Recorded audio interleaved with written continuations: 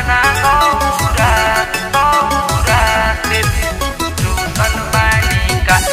presented by भोजपुरिया cinema.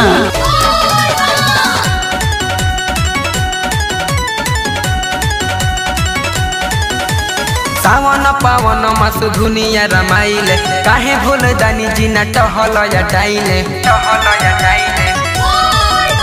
सावन पावन मास दुनिया रमाइले, काहे भूल दानी जी न टहल जाइले। भंगिया धतुर से मनहु सलु बानिका, भंगिया धतुर से मनहु सलु बानिका। कि अपना गौरा से रौरा रूसल बानिका, कि अपना गौरा से रौरा रूसल बानिका। Presented by भोजपुरिया सिनेमा।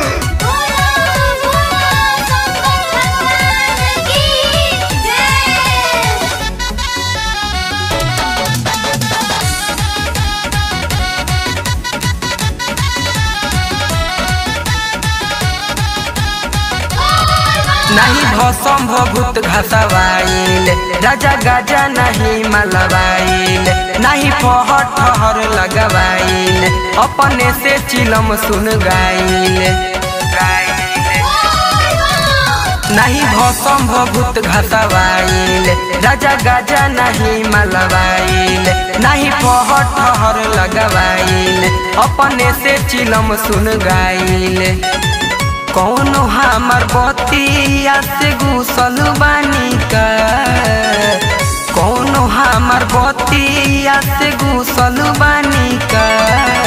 कि अपना गौरा से रौरा रूसल बानिका, कि अपना गौरा से रौरा रूसल बानिका। presented by भोजपुरिया सिनेमा।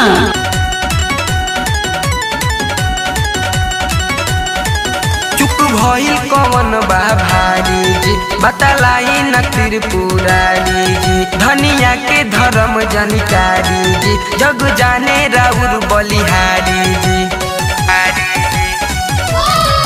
चुप भइल कौन बा भारी जी, बतलाई न त्रिपुरारी जी। धनिया के धर्म जानकारी जी, जग जाने राउर बलिहारी जी। चिकिन में लेकिन वाला घुसल बानिका, चिकिन में लेकिन वाला घुसल बानिका। कि अपना गौरा से रौरा रूसल बानिका, कि अपना गौरा से रौरा रूसल बानिका। सावन पावन मास दुनिया रमाइले, काहे भूल दानी जी न टहल जाइले। सावन पावन मास दुनिया रमाइले, काहे भूल दानी जी न टहल जाइले। भंगिया धतुर से मनहु सलु बानिका, भंगिया धतुर से मनहु सलु बानिका।